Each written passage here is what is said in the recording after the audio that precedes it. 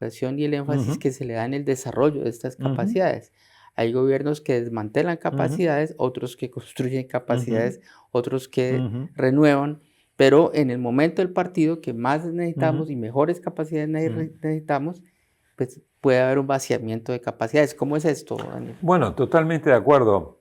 En el año 2025 va a iniciar un nuevo superciclo electoral. La región acaba de cerrar un superciclo electoral que fue del año 2021 al año 2024. Ese superciclo electoral que acabamos de concluir era el superciclo electoral post-pandemia. Y previo a la pandemia tenemos que recordar que América Latina estuvo recorrida por un montón de estallidos sociales, fundamentalmente en el segundo semestre del año 2019. Vino el año 2020 y vino la pandemia. Entonces, a partir del año 2021, prácticamente últimos coletazos de la pandemia, tuvimos este superciclo electoral donde todos los países de la región, salvo Bolivia, cuyas elecciones fueron en el año 2019, se anularon y después se repitieron en el 2020, salvo Bolivia, todos los demás países renovaron sus presidentes o reconfirmaron a sus presidentes y renovaron sus parlamentos. Ahora empezamos un nuevo ciclo que arranca con las elecciones en Ecuador el 9 de febrero. Que va a tener luego las elecciones en Bolivia, que luego va a tener las elecciones en Chile y que luego va a cerrar a fines de noviembre de este año con las elecciones en Honduras. Me refiero a las elecciones presidenciales y de carácter general. Son estas 4.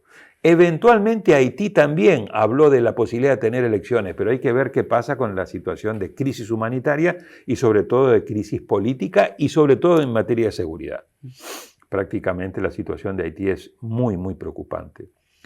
Y también vamos a tener una elección de medio periodo que vale la pena ponerle foco, que es en Argentina, que tiene sabor a referéndum, a plebiscito, porque ahí el presidente Milei va a plebiscitar su política económica. En el 2026 vamos a tener otras 4 elecciones presidenciales, 3 de ellas en Sudamérica y una 4ª en Centroamérica. Vamos a tener la elección en Colombia, vamos a tener la elección en Perú, vamos a tener la elección en Brasil, y vamos a tener elección en Costa Rica. Es decir, que en tan solo 2 años vamos a tener 8 elecciones presidenciales y de carácter general, de las cuales 6 van a tener lugar en América del Sur. Y ahí vamos a tener que ver qué tendencia van a tener estas elecciones. Si se mantiene la tendencia que predominó en el anterior superciclo electoral que acaba de terminar, 2021-2024, fue un voto de castigo a los oficialismos, con algunas excepciones. No ocurrió en México, donde Morena fue ratificado, fue reelecto el presidente Bukele, fue reelecto el presidente Abinader y volvió a ganar el Partido Colorado en Paraguay. En todas las demás elecciones, partido que estaba en el gobierno, independientemente de su signo político, perdió las elecciones.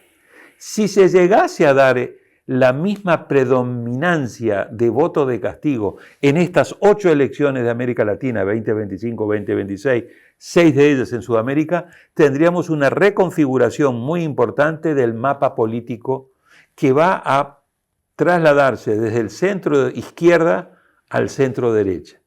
Digo, siempre y cuando ocurra esta tendencia de voto castigo. Por lo tanto, es muy importante observar qué pasa en estos próximos 2 años en estas 8 elecciones.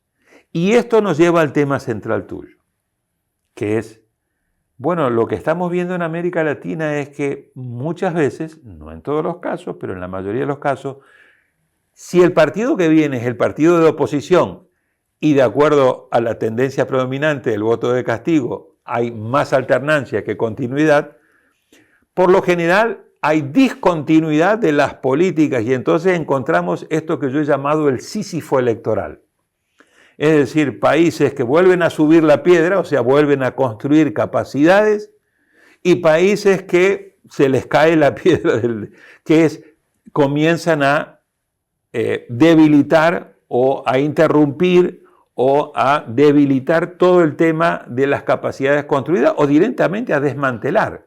Y eso obviamente genera un stop and go que evita que los países puedan tener gobiernos con instrumentos de gobernanza no solamente anticipatorias, sino visiones estratégicas de países y políticas de corto, mediano y largo plazo para poder insertarse estratégicamente, no solamente en el ámbito regional, sino también en un ámbito global. Entonces, si